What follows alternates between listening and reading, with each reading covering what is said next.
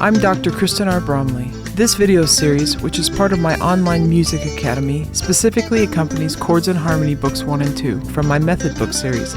Like all my books, this selection is available to purchase through Amazon and Google Play. For help, see the links in the description below. In the videos which are part of this specific course, I progress through the lessons in Chords and Harmony Books 1 and 2, explaining and demonstrating concepts and playing each of the songs and exercises contained therein, so you can hear how they sound and play them right along with me. You are of course welcome to view these videos with or without the book, but with the book you can work through all the songs and exercises, and in the process learn all the various types of chords used to play music on the guitar and master your chord playing abilities. Alright, let's get to jamming in this lesson.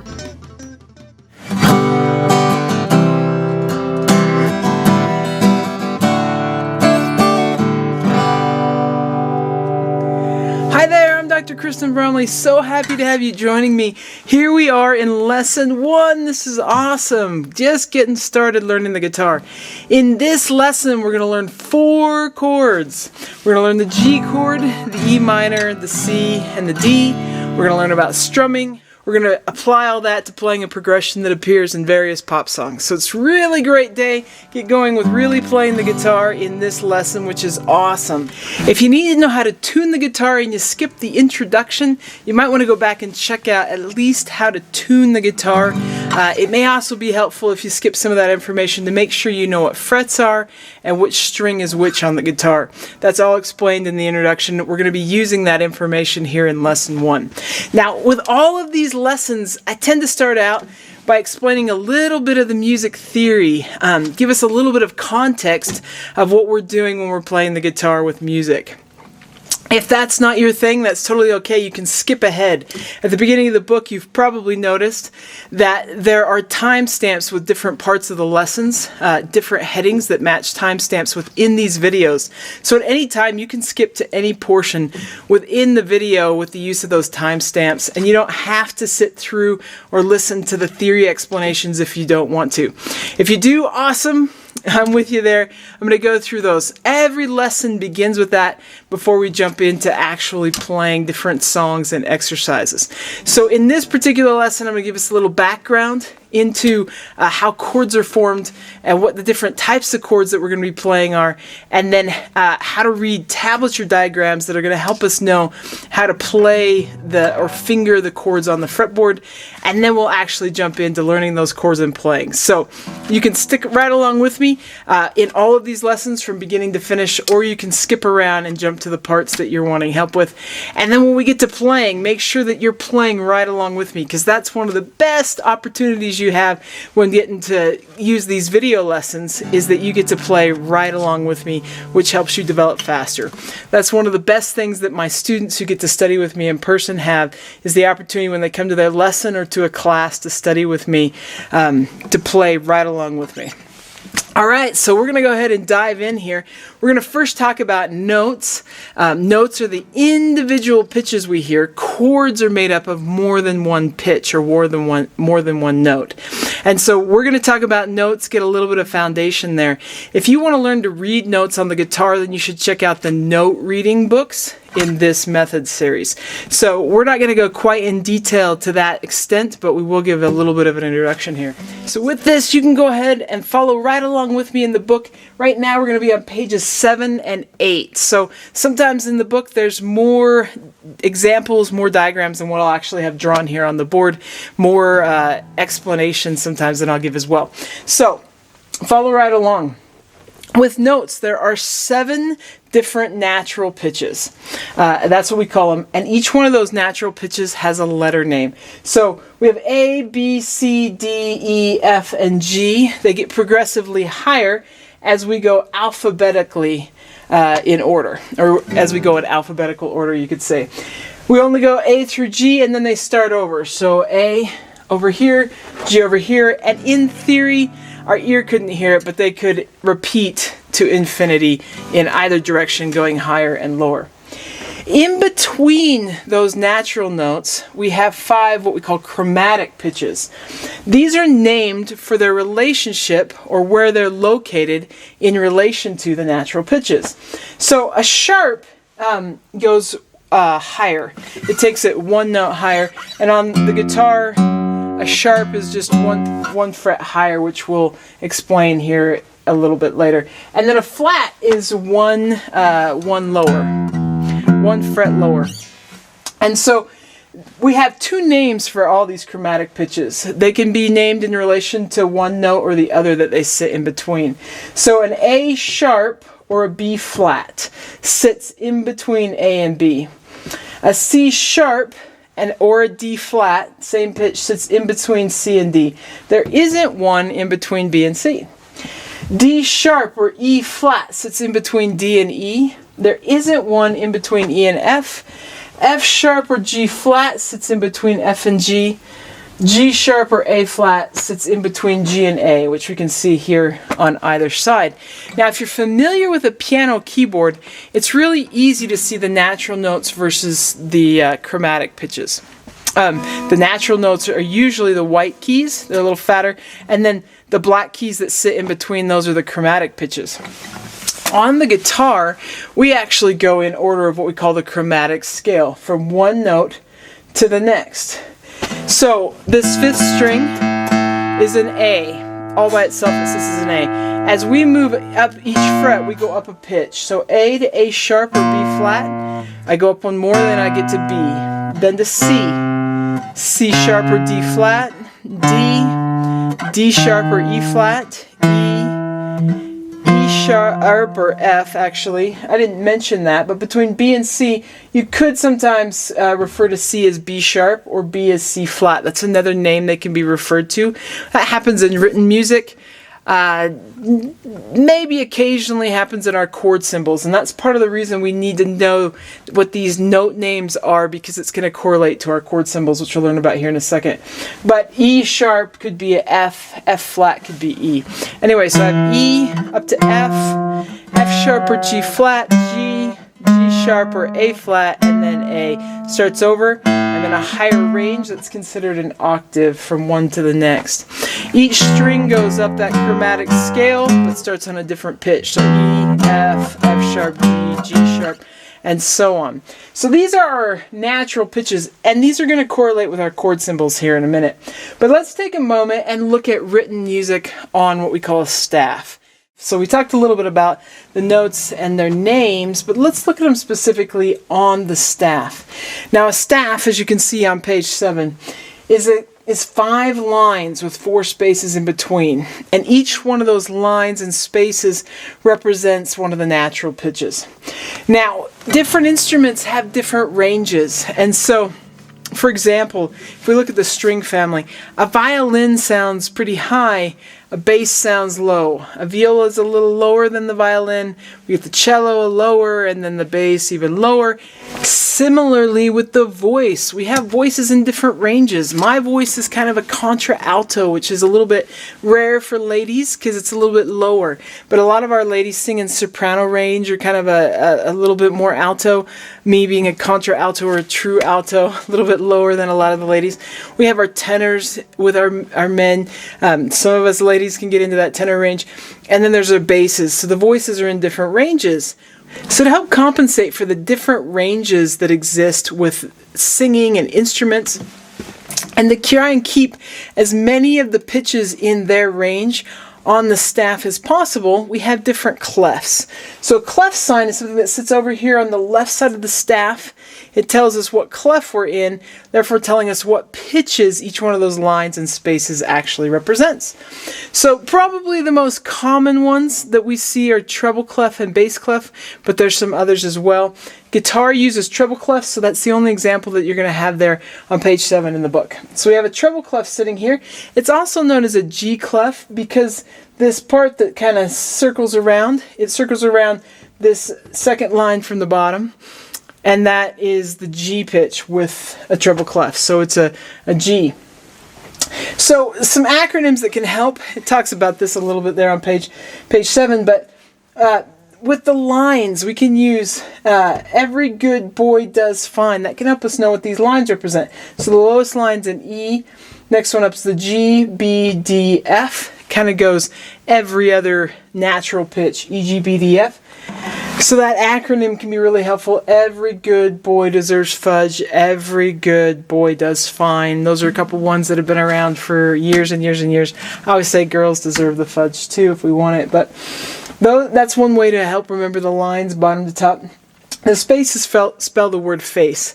So that's a nice, easy one to remember there.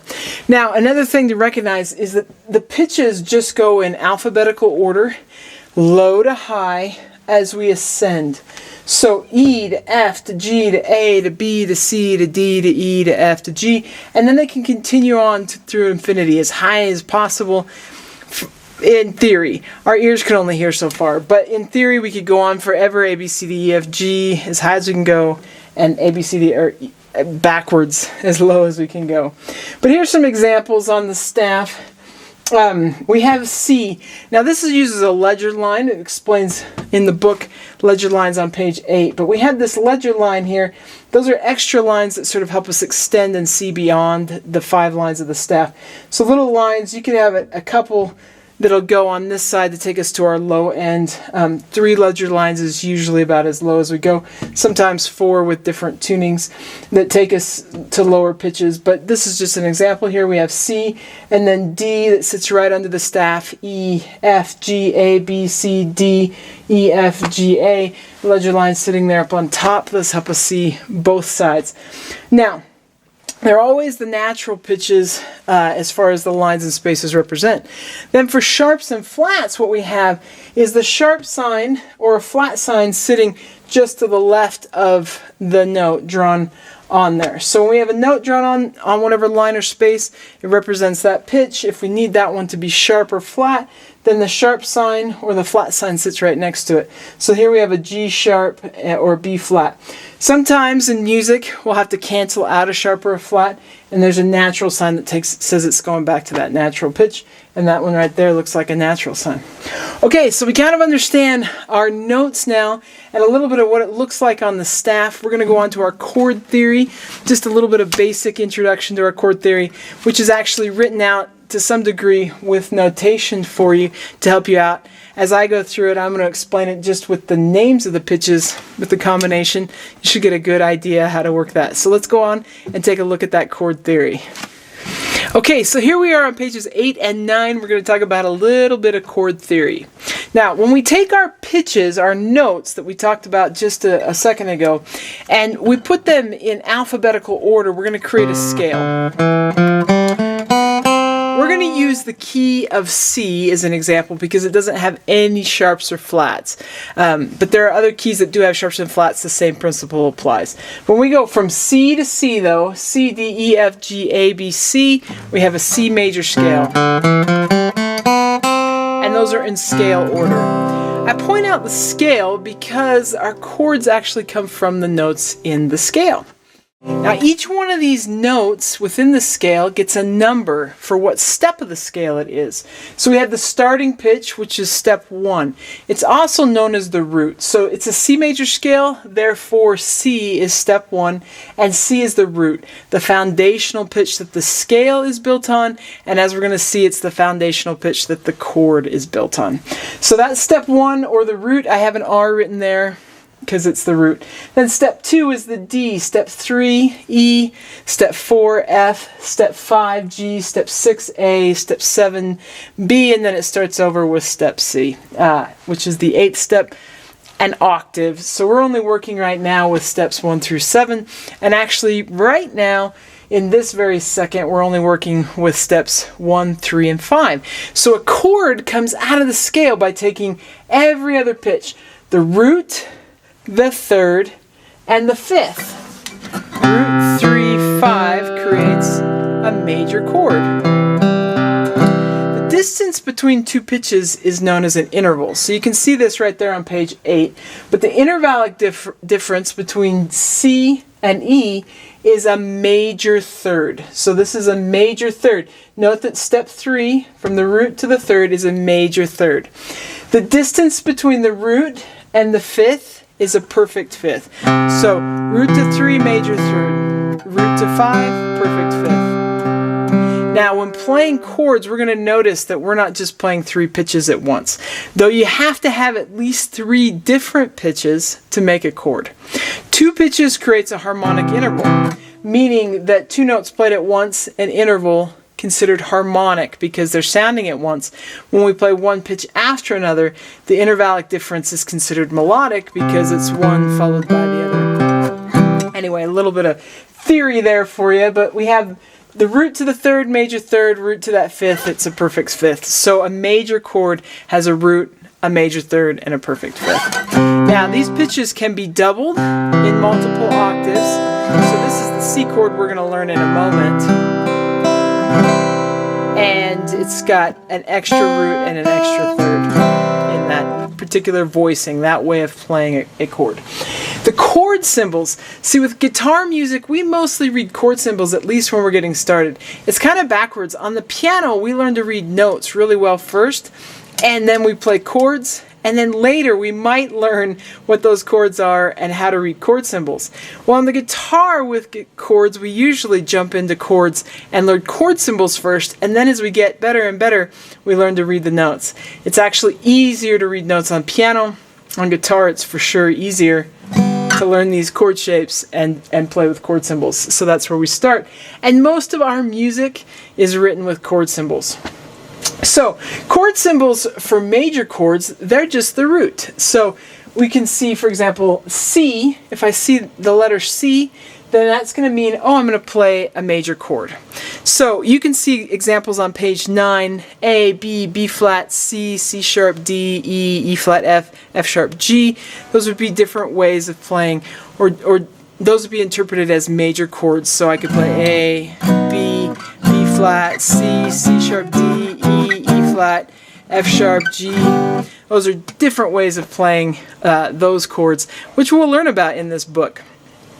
Alright, so let's take a look at the minor chords then. So minor chords, there's one difference between a major chord and a minor chord, and that's what happens to the 3rd. So in a minor chord we have a root, we have a flatted 3rd, or a minor 3rd interval. So the root to the minor 3rd, but the 5th stays the same, so it's a perfect 5th. So you have a root, flatted 3rd. Creates a minor chord. So we had our major chord. Getting extra pitches in there. And then we have our minor chord. So this is a minor interval, minor 3rd, but the perfect 5th stays the same. Chord symbols for minor chords, we got to have something added to the root. So we still have the root, and then we usually see a lowercase m, like we have here, or a dash, as the book explains. As we get started, we're going to see mostly lowercase m's. Later in the book, we'll see places where we've got more pitches added and things, and we have lots of dashes used instead. But here's an example of C minor. We would play C minor. We see that lowercase m telling us it's a minor chord. B flat minor, F sharp minor, those would be different chords that we'd be reading. So the chord symbols, I just have the root, and then if it's major, that's all it has. If it's minor, it has a lowercase m. An uppercase M would actually be in relation to other pitches we'd be adding on to a major chord. So don't let uppercase M's confuse you. We're talking about lowercase m, not capital M's in this case. Okay, so there's one more chord type that we play a lot of as we're playing guitar music, and that's the dominant 7th. We'll talk about that one next. Okay, so the dominant 7th chord then. This is another chord that we play all the time on the guitar. I would say major chords, minor chords, and dominant 7th chords are the chords that we play the most frequently when we're playing music. So the dominant 7th chord is actually a major chord, but we add the flatted 7th or the minor 7th to it. So we have the root, same as before, the 3rd or major 3rd, the 5th, perfect 5th, and now we're going to add a flatted 7th or a minor 7th. The chord symbol for dominant 7th chords has the root and then the number 7 sitting right next to it. So, for example, with C, E, G, B flat, this is a chord that has some tension in it. It really pulls and says, please take us somewhere. So we see these chords a lot because they kind of give us a climax point that brings us back home. That's part of the reason they're called dominant seventh chords as well, is because of their function in a given key, as having this tension that wants to take us back to the home chord of the key. We'll learn about that stuff a little bit later. But we have three types of chords: major, minor, and dominant. The chord symbols, then, they get written above the music. So in a normal staff where we had the melody written on it and maybe the lyrics written below if we're singing, then the chord symbols are just going to be written above. And we play that chord for the length of time that it sits above the staff. And then we change chords the next time we see a chord symbol sitting there. So we're going to see a lot of music like this. The other type of music we're going to see quite a bit of is with slash marks. This just kind of shows us a length of time written right there on the staff, but doesn't have the pitches and the lyrics, but the chords are written above. We're going to see both those types of notation with chord symbols in it. This one we're going to see in the first couple of lessons, and we'll start seeing both from then on out. Okay, so that gets us going there. We're ready now to look at rhythm. Rhythm plays into our strumming, so we're going to take a look at rhythm and strumming. Okay, so here we are at the bottom of page 9. We're going to talk about these rhythms. So on the staff, if we were reading written music, the note shape would tell us how long that note or pitch should last for. So we also have periods of rests, but let's look at the notes first. So it's kind of an oval shape, open oval shaped, and that equals 4 counts or 4 beats, known as a whole note. So this may be review for you, or it may be brand new, but knowing the rhythms helps us with strumming. So the dotted half, I'm going to come back to that one. If we take our whole note and we add a stem to it, the open kind of oval with a stem, it's a half note and it's worth only 2 counts, so half of the whole note. And then a quarter note, we take that oval, fill it in, still have a stem, it's worth 1, it's a quarter note. Now, there can be periods of not playing, especially as we're reading notes and playing melodies or singing, there might be periods of not playing. So there are rests, periods of silence, so to speak, that correlate with the notes. So a whole rest looks like a little rectangle stuck to the line above it. Sits there in the middle of the staff. Some of my students, one of them taught me a long time ago, she said she always remembered it because a whole gentleman tips his hat to the lady and it kind of looks like a hat being tipped. I always remembered it because the whole rest is doing all the work by hanging on, whereas a half rest sits on the line below. So, and my student taught me a half of a gentleman doesn't tip his hat to the lady, so it looks like a hat not tipped. Now the dotted half and the dotted half rest, the dotted half note, we'll come back to that one in just a second. Our quarter rest looks kind of like a squiggly line, a squiggly 1. That's kind of how I remember it. Now, when we take a dot and we add it to a rhythmic value, it could be any of these, it takes half the value of that figure and adds it to the length, the overall length of the note. So by adding a dot to a half note is worth 2 counts, half of that is 1. We add 1 more count on to that half note when it has a dot sitting there, and it becomes a dotted half note worth 3 counts. Or same with the rest, a dotted half rest worth 3 counts. A dotted whole note then would be worth 6. A dotted quarter note would be worth 1.5. We see dotted halves a lot. We also see dotted quarters and those sorts of things when we're playing melodies. Now, knowing these rhythms can really help us with strumming, because when we're strumming a rhythm. And when we're figuring out rhythms, we kind of got to know how to read them, because there's going to be little snippets of a strumming pattern, maybe 1 measure or 2 measures worth of how to strum something. It's going to be written with rhythmic figures, rhythmic notation, which we'll see that in the next lesson, in lesson 2, but we got to be able to figure out those rhythms and know how to play. It also helps us to have a steady beat. So as we move into doing that, I'm going to tell you a little bit here about measures or bars. So if these rhythms were just strung out one right after the other, it could be really hard and confusing. But in our music that we play in guitar, almost entirely, things are broken into measures. And so the measures are going to be worth an equal number of beats. So probably the most common one that we play is 4. There'll be 4 beats per measure. And measures are divided in written music with these bar lines or these measure lines. So it breaks it into space, equal amount of rhythm between that. And this is what's cool, because with our strumming patterns then, if we know we have 4 counts and we have a particular strumming pattern that we're doing, we're going to plug it in every measure or every bar, which is what we'll see as we continue. So to understand this though, we need to take a little bit of a look at time signatures to see how beats and so on work within the measures. So we'll look at that next. Okay, so time signatures help us know what's happening with our measures. So a time signature will appear next to the clef sign at the beginning of a piece of music. It's going to tell us how many beats are in each measure, and actually tells us what type of meter or time field we kind of have. So 4/4 is one that we're going to see a lot in music. I actually have 3 common ones. We're going to see 4/4 and 3/4 the most in the book as we're playing songs. Most of our songs are in 4/4 or 3/4. There are some other types of time signatures. We're going to run into those when we get into more advanced strumming later on. But we'll start here with 4/4, 3/4, and 2/4. So 4/4. The top number, our time signatures, you could say, look kind of like a fraction. The top number tells us the number of beats per measure. So 4 is going to tell us that we have 4 beats per measure. 3 is going to tell us only 3 beats per measure. 2 is 2 beats per measure. You could sometimes see 6 or 9, 12. It's going to have that many beats per measure. So the bottom number then tells us the type of note that gets one count. So for example, a whole note would be a number 1. 2 would be a half note. 4 is a quarter note. So this is telling us a quarter note.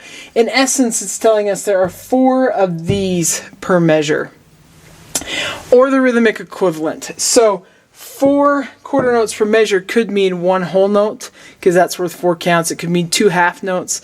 It could be a half note plus 2 quarter notes, that sort of thing. And that's the type of rhythmic things that are going to happen in that measure. For us, when we're playing a rhythmic thing that fits within the number of beats per measure, that's what really matters to us. We're playing a strumming pattern that fits the meter that we're playing. Now we see 6/8, for example. If we divide a quarter note in half, we get an eighth note worth half a count, an eighth of a whole note. That's an 8. We would see that there. Later on, we're going to run into some 6/8, some 9/8, some 12/8, that sort of thing. We actually will see 5/8 and 7/8 too. That's in the lesson on strumming though. We're going to just get started here with the ones that we're going to see exclusively for the next few lessons, 4/4 and 3/4. And the songs we're going to play today, the chords we're going to play today, are in 4/4. All right, so with that little bit of introduction, we are ready to jump in here with some strumming.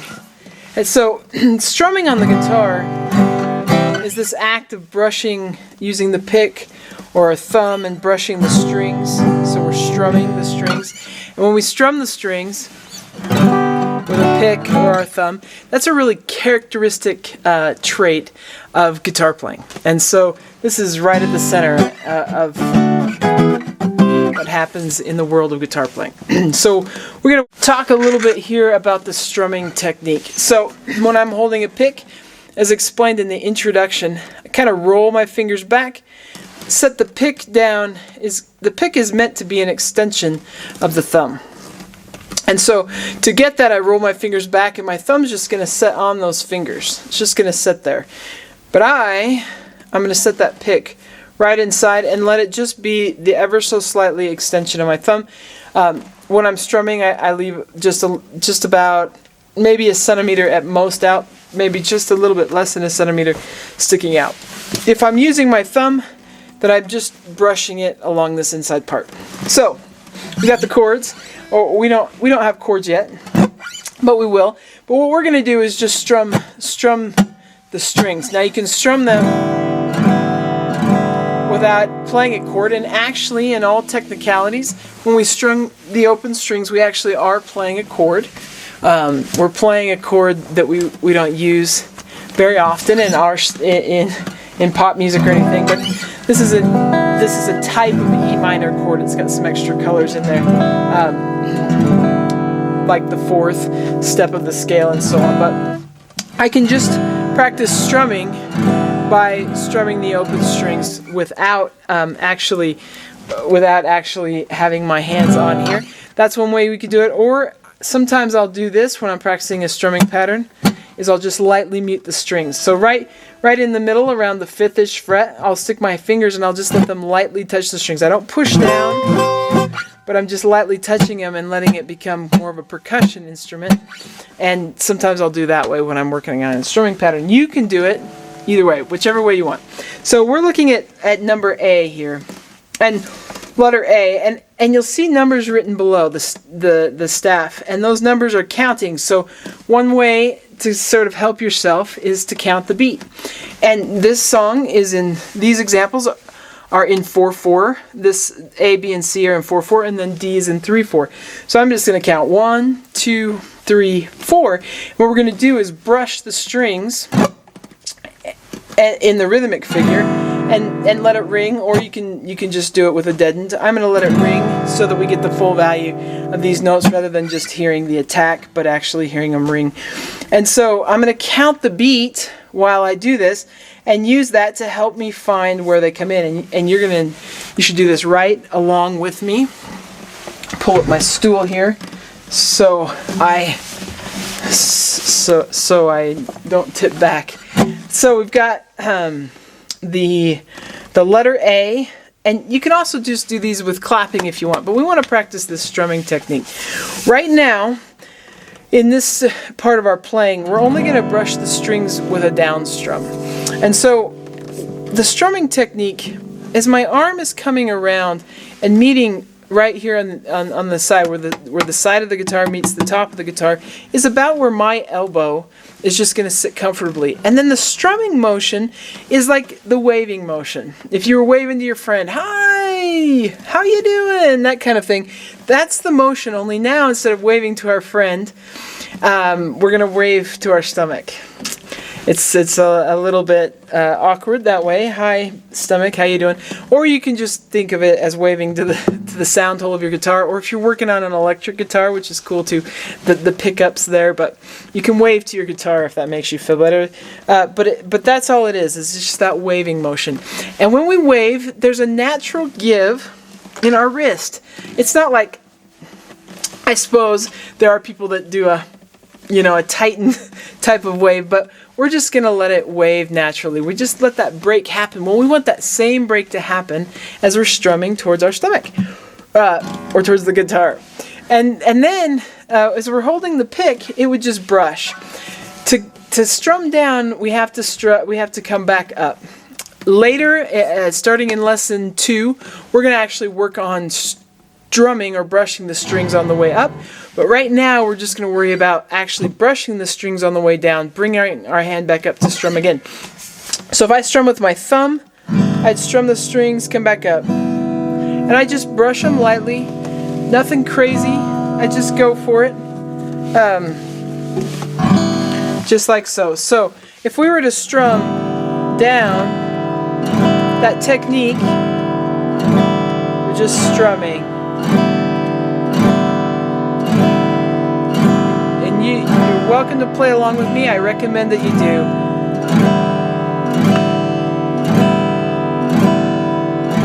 Now, where am I strumming? Well, I'm strumming at sort of the natural place that my hand comes around.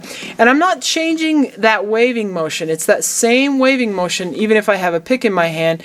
It's just now the waving, my fingers aren't out stretched like a hand, but it's waving with a closed hand. My fingers are just sitting there with the pick in between my thumb and my fingers. When I first started, I thought holding a pick was awkward, and I started with some weird, like, pinch it with all these fingers and a lot of tension. The important thing is to try and stay relaxed and be comfortable and let it just be an extension of the thumb. That took me a little while to develop. And sometimes I've found with my students that it helps to just sort of let them get going, and then as they get more comfortable, start trying to create better technique. You can do it. You can kind of do it either way, but when doing something just like strumming, it's easy to try and get that technique down. Keep the hands relaxed, keep the arm relaxed, stay relaxed. It's hard to do that when we're learning a new skill, but as you get going, if you find yourself, you're like really tight on the pick, or really tightening up as you're strumming. That's not the goal. You want to stay as relaxed as you can, and we're just waving here. You don't tighten up when you're waving. You just stay relaxed, and that's what we want to happen here. We want to stay as relaxed as we can. So, as we strum, we can just strum down, down, down, down. Just getting a steady beat and getting comfortable. We'll do it a little less frequently. We could strum, and then we come back up, strum, come back up, and then we can speed it up again. Just going for that strumming technique.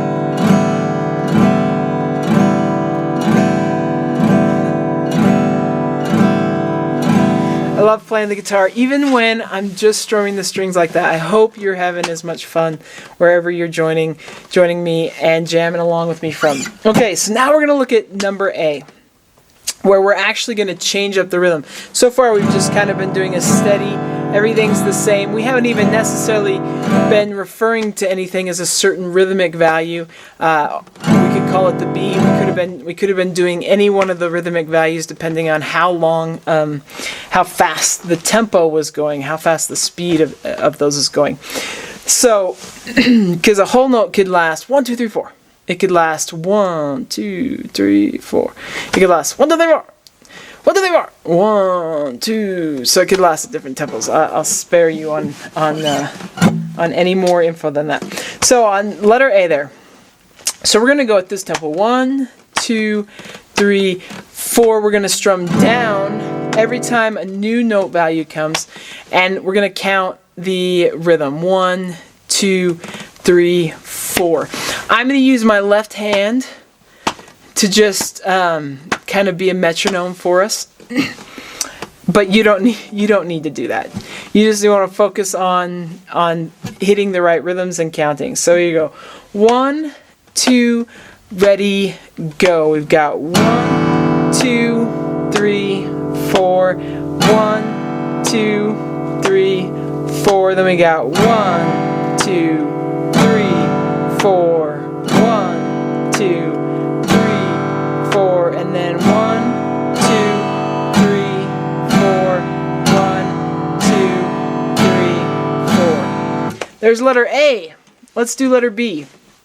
So you got 1, 2, here we go. You got 1, 2, 3, 4. 1, 2, 3, 4. 1, 2, 3, 4. 1, 2, 3, 4. 1, 2, 3, 4. 1, 2, 3, 4.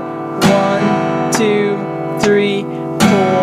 1, 2, 3, 4. 1, 2, 3, 4. 1, 2, 3, 4. 1, 2, 3, 4. 1, 2, 3, 4. Awesome. There's number 3, or C, letter C. Let's do letter D. This one is in 3/4 time, so we're going to only have 3 beats per measure. So that'll be a new little thing, and we also will have some of those dotted half notes that are only worth 3 beats. And so here we go. I'm going to count backwards. I always feel awkward counting us into 3/4 time, so I'll just say 3, 2, 1, and then we'll begin. So here we go.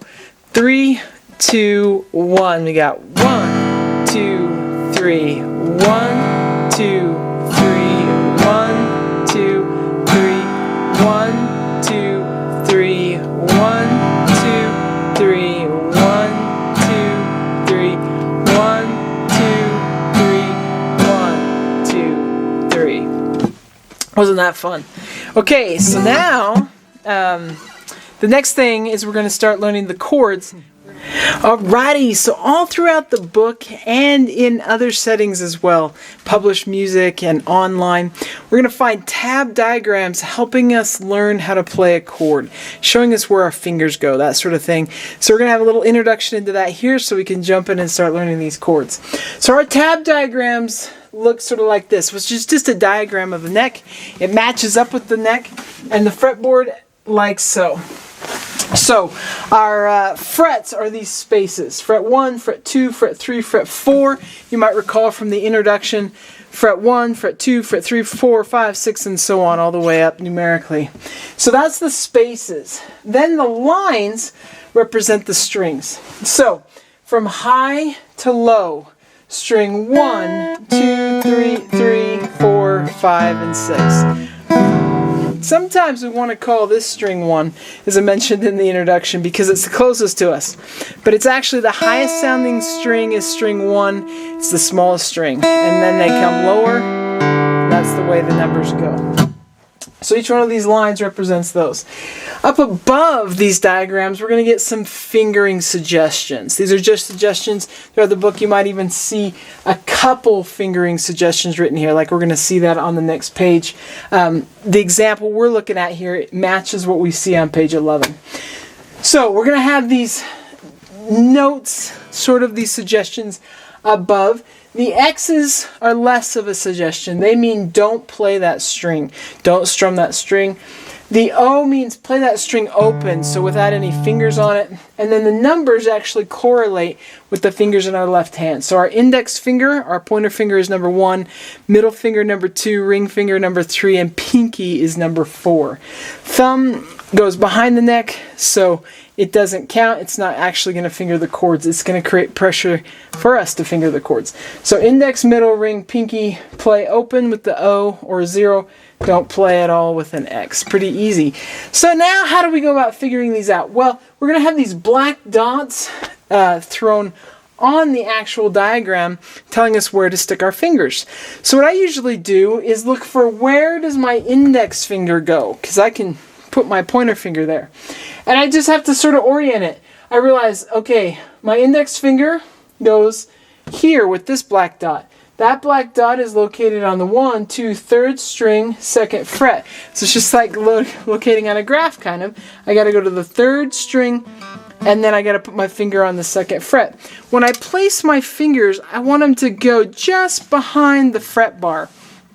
If I go far away from it, it's going to be harder to get a tone to come out, but the closer I get to it, the easier. If I get on top of it, I'm going to get sort of a muted sound too, so I want to be just behind it. That's the best place I can be. So that's where my index finger goes. Then it says, I say, where does my middle finger go? Oh, okay, so 2nd fret, 1st string, so I'm going to stick my middle finger there. And then I say, where's my ring finger go? Oh, 3rd fret, 2nd string, so I find that 3rd fret, 2nd string. This happens to be a D chord. I would say, what about my pinky? This particular one doesn't use the pinky. Some will, some won't. Some might not have an index, and then I would go on to my middle finger, ring, and then pinky, and so on. After I've, though, got my fingers where they belong, I say, okay, what strings are open and what strings are not played at all? So I'm not going to play my low 2 strings, I'm going to play that one. I have a D chord, as we'll be learning over there on the next page. So with that knowledge, you're prepared to start learning some chords. Let's flip on over to page 12 and do that now. Alright, so now we get to actually start playing some chords with that strumming. We're going to start, and this is on page 12, so we're going to learn 4 chords in this lesson. G, E minor, C, and D. You have the diagrams there, but for visualization, I've got them drawn up here on the board. So the first chord that we're going to learn is the G chord. There's a couple different ways to finger this chord. On your diagram, the bigger one and the one that's closest to the diagrams, those are the ones that a lot of students prefer. The one up above is an alternate fingering. It's actually the one that I end up using the most. But let's take a look here. So we're going to put our index finger on the 5th string at the 2nd fret, or your middle finger there, but we're going to put that finger on the 5th string. Remember, the 5th string is the 2nd to the lowest sounding one, and then the 2nd fret. We're going to put our middle finger at the 3rd fret on the lowest string, or the 6th string, and then our ring finger up on that same fret, the 3rd fret of the high string, and we're going to let the strings in between, the 2nd, 3rd, and 4th string, they're going to ring open. And it's a beautiful sounding chord, the G chord. Now I finger it, you'll see me finger it a lot of times this way. I learned it that way. The G7 chord, you can go back and forth We're going to learn G7 later, but I think because I'd played the G7 so much, I ended up playing the G chord that way. So, either way, a lot of my students, I would say most of my students, like to finger it as so. And later on we'll learn about a G chord that has all 4 fingers, and it's fingered this way. So that 4-fingered G has one right here at the 3rd fret of the 2nd string. It's used in some pop rock type stuff, but for the songs that we're doing right now, this G is the better sounding one, because the difference between the two is one doubles the 3rd of the chord and the other one doubles the 5th. And so anyway, but we'll learn this G. I'm going to play it this way because I like to play it this way better. And the other thing is it sort of matches up with the way the C chord happens. But we've got the G chord, and this is the first one we're going to play. So if we look down at number 1 on page 12, we've got a G chord and we've got our written music here. On that page we'll see we see the notation with the slashes, the music notation with the slashes, showing us each of the beats in the measure. And since this is in 4/4 time, we got 4 slashes. And then above that, the chord symbol. So this is with number 1. You'll also see this little duty repeat sign, just like so. And so we've got all those measures in between. When we're going forward through music and we hit a repeat sign, it tells us to go back to the one that points the other way. And so you'll see that kind of indicated there, much better than what I've got here on the board. But that's a repeat sign. So we're going to do number 1, number 4. And we're going to practice just down strumming. As we're playing through this lesson, we're going to do down strumming 1 time per beat. And so each one of those slashes, we're going to play a down strum. You could also think of it as we're just playing 4 quarter notes per measure. So let's get our G chord all fired up and ready to go, and we'll play number 1. So we're going to go down, down, and join in as soon as you're ready. We just brush those strings down, and we've done 3 measures. 1, 2. It's pretty easy. We don't have to do any switching. Let's repeat it. Keep going. Just get comfortable strumming, comfortable with that chord.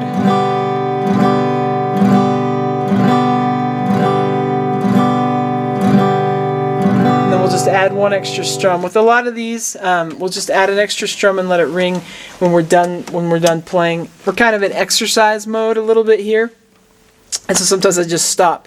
And you can repeat it numerous times. At any point in any of these lessons, you're also always welcome to just pause and do it more if you want. But we're gonna move on here to the next one. So number 2 is gonna need an E minor. So let's learn the E minor chord. So you got E minor. If we're playing the G, fingering it 1, 2, 3, it's really easy to switch to E minor because it's just we can leave our index finger down and move our middle finger. When we can maintain a finger, leave it where it is as we switch the chords, it can help us switch chords faster and more efficiently and just make it easier to remember. There's lots of benefits. So if I'm fingering the G chord this way, I'm going to switch to the E minor here. G to E minor, to G to E minor. So G to E minor, just like so. If I'm playing it the way I like to play it with 2, 3, and 4, then I actually prefer 2 and 3. And some people prefer 2 and 3 anyway, because when we learn the E major chord, that's the way we finger 2 and 3.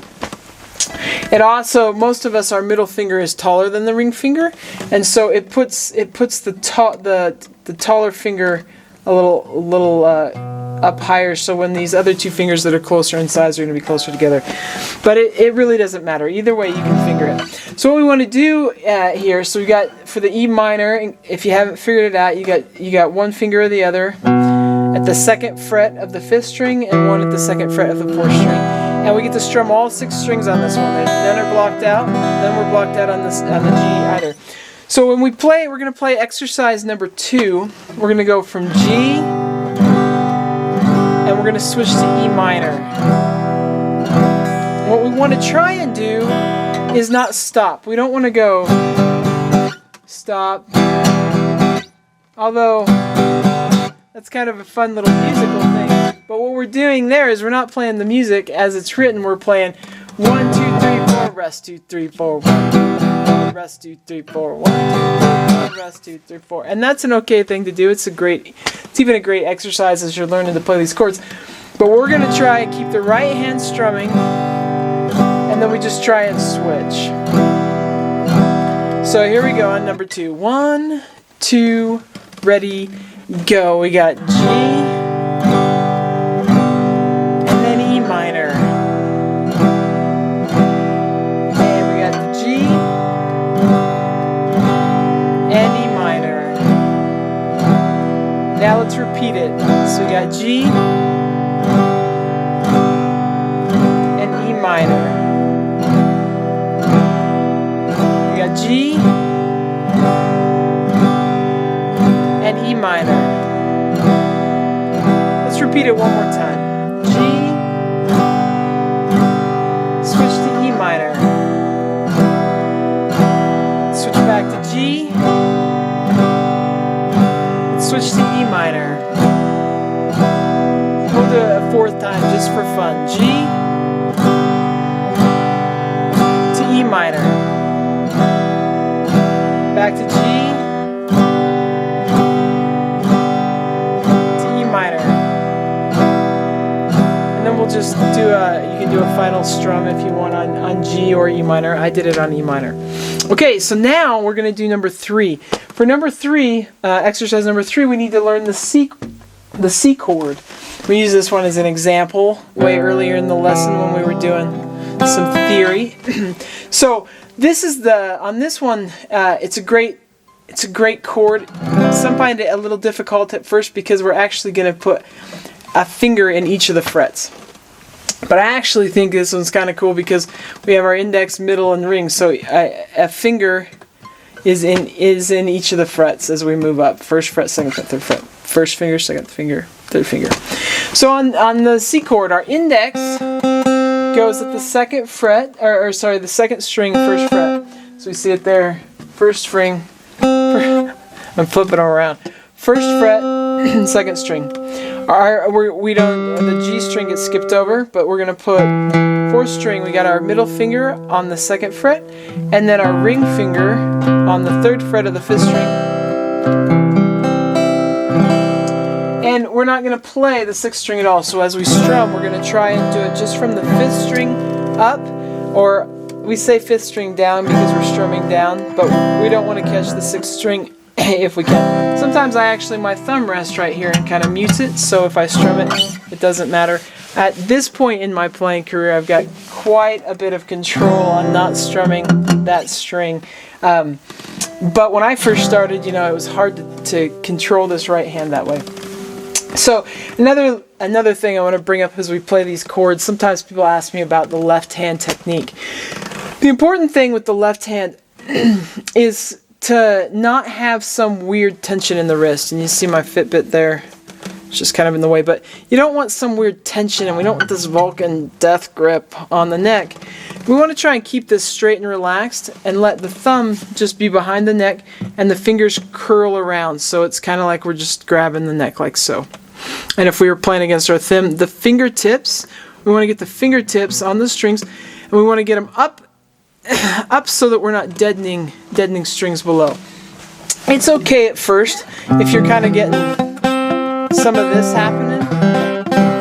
As we progress and get better, it will work it out. But to get a good sound, my fingers are up, my fingers are curled around, I'm up on the tips of my strings. My thumb's behind the neck. When I play these first position chords for this kind of song, sometimes I'm pushing a little bit more here. In classical theory, we'd say, ooh, that finger, that thumb should be centered back behind that second finger down here, and my arm's going to be stretched like this. But they also set the guitar way up high, and how many of us play the guitar this way? So most of us play a nice steel string or an electric guitar a little less that way, and down here, where it's close, it's okay if if you have a little bit more of a grab. It's just more important that the wrist stay straight and be relaxed. So that's that. Now, if you're really worried about, you can't figure out why your chord doesn't sound good, you can go through one at a time and pluck each string. And I'm like, oh, that one's it, and then you just try and figure out. As I was doing it, it was the meat of my hand was kind of deadening that. Which is another reason that in our classical theory, our classical training, we'd rather keep this part of the hand a little bit below the neck and not actually sitting on it, and our finger dropped. But when I first started, and as most of you are probably starting, this, which is a great technique on my arm and hand, it's a little harder to get. But when something's being muted, it's often because a finger is like collapsed on it, like so, or because the fingers aren't pushing the strings down hard enough, or maybe you're just not close enough to the fret to make it easier to push down, or you're playing a guitar like my grandpa's old guitar, which is so hard to push the strings down. So here we go on the C. So we're going to do number 2, where we're going to go E minor to C. So we start on E minor, however you want to finger it. If you are playing E minor with your index and middle finger, you can leave your middle finger down, or I'm playing it with 2 and 3, so I'm switching. I'm gonna mention a technique called planting. So sometimes when switching chords and trying to memorize them, it can help. Where do I put my finger? Put the index finger down first, then find the others. Just think, where's my index finger go, then find the others. So plant the index finger and then find the others. Over time, it'll get fast. So we're going to do number 3 though, just do the best you can. Here we go. 1, 2, ready, go. We got E minor, and then we're going to go to C. Let's go to E minor. We're going to go to C. Let's repeat it. E minor. And to C. Let's go E minor. And then let's switch to C. Good. Let's repeat again. And E minor. And to C. E minor, slow us down a little bit here, to C. Let's do it one more time. E minor, to C. Let's do E minor, and C. And then we can just end on C if you want. A-okay, so then we got one more chord to learn so we can play number 4. So we're going to learn D. And we looked at this one as an example when we were learning how to do the tab diagrams. But on the D chord, our index finger goes at the middle fret, or at fret 2, sorry, on the G string, or the 3rd string, and then our middle finger goes up there on that high string, 2nd fret, and our ring finger goes at the 3rd fret. And then we got the open string D, and the bottom 2 are not played. So we're going to try and strum just the top 4. For some people, this chord is easy because it's really close together. And for others, it's really challenging because your fingers have to be really close together. And so there's that. Some people will actually kind of put a little bar over and play that D. It's the way my dad played it when I remember him playing it that way when I was a little girl, and I would try and play along with him. So we got the D chord. So we're going to go from C to D. Now this one, probably the most challenging switch we've had yet because the 2 are completely different. So remember, plant your index for the C and then add the others. Plant your index for the D, then add the others. Plant your index, plant. As you're playing, you might be in a setting where these chords are just overwhelming you. And so you can actually practice them without strumming. I used to do this when I was doing my master's degree. I would watch a TV show or something at night, and I felt like, can I really justify watching a TV show, being this ambitious guitarist? So I would watch while I switched. These chords weren't hard for me, but I had some that had my fingers really stretched in places that were uncomfortable at the time, and so I would just watch a show and go back and forth between those. And you can do that. It's hard to do that with family or friends watching TV. I would do that now, except that it would drive anyone else watching TV with me a little crazy. So, but that's a great activity, just to go back and forth. And you can just strum once back and forth, and find them and just memorize. The quicker you can memorize it and get off actually looking at the music, the more ingrained it'll become. So we're going to do number 4 now, so the C to the D. We'll take it a little slower, so we go 1, 2, ready, and we have C, and we got the D. Let's go back to C, back to D, and then we're going to repeat. So we got C to D. Go back to C, back to D. Repeat to C and D. Let's do it again. C.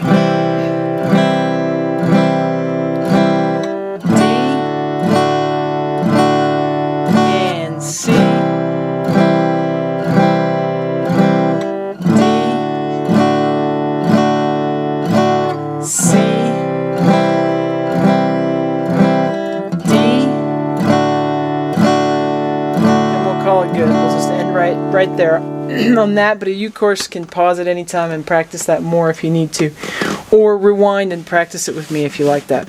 Now, when switching chords and it's difficult, a good practice is one, just to get good at switching chords and not worry about the strumming, as I mentioned before. But you can also just worry about trying to keep the steady thing happening. So if I switch, and it takes me a minute to find D, but I can keep my right hand going, eventually my switch will come faster, and it sort of covers it up. And all of us, to some degree, even if it's just really unnoticeable because it's so small, have a little bit of that happening. There's just always just a little piece of it, even if it seems like an instantaneous change. So getting in that habit of keeping the right hand going is great for playing songs, and the sooner you can get that to happen, the better. The challenge is playing guitar, and then when we add singing on top of it, that is one of the hardest, that's one of the most demanding skills on the brain, all these multiple things happening at once. So we're working our cognitive function as we're playing guitar here. Alright, so now that we've done C and D, we're going to actually do number 5, which is D to G. And this kind of takes us home. We're working up the ability to play G, E minor, C, and D. G, E minor, C, and D. We're working up the ability to play those 4 chords back to back. So the only shift, the only chord change we haven't worked on that way is from D to G. So we're going to work from D to G. So we got to go back and remember what our initial G was. And well, let's play number 5. So here you go. 1, 2, ready, and we got D to G.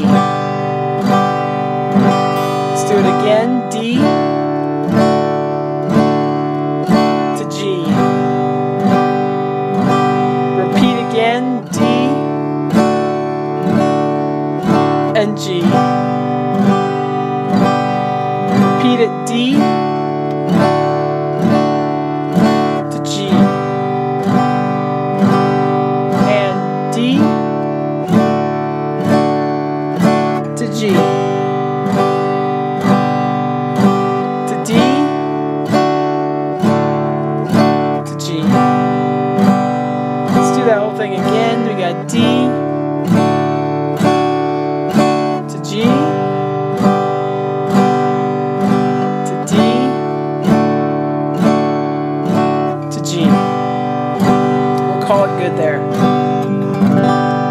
Then we're gonna go on to number 6 and play what we've all been waiting and leading up to that. Yes, what we want to do here. Which is where we have G, E minor, C, and D. G, E minor, C, and D. We've been playing all 4.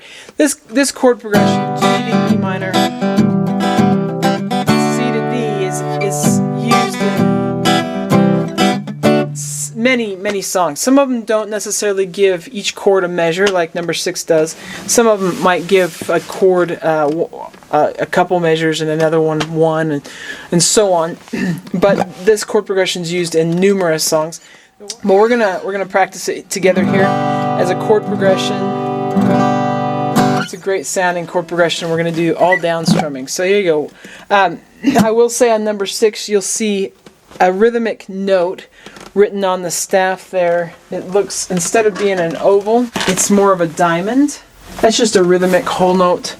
And when we see that rhythmic whole note there at the end with an extra measure after the repeat bar, it's just telling us how to end the song. We can play a down strum and let it ring. Any song that doesn't have one written, we can use the last chord and do that. And some of the songs and progressions in this book will have one of those there.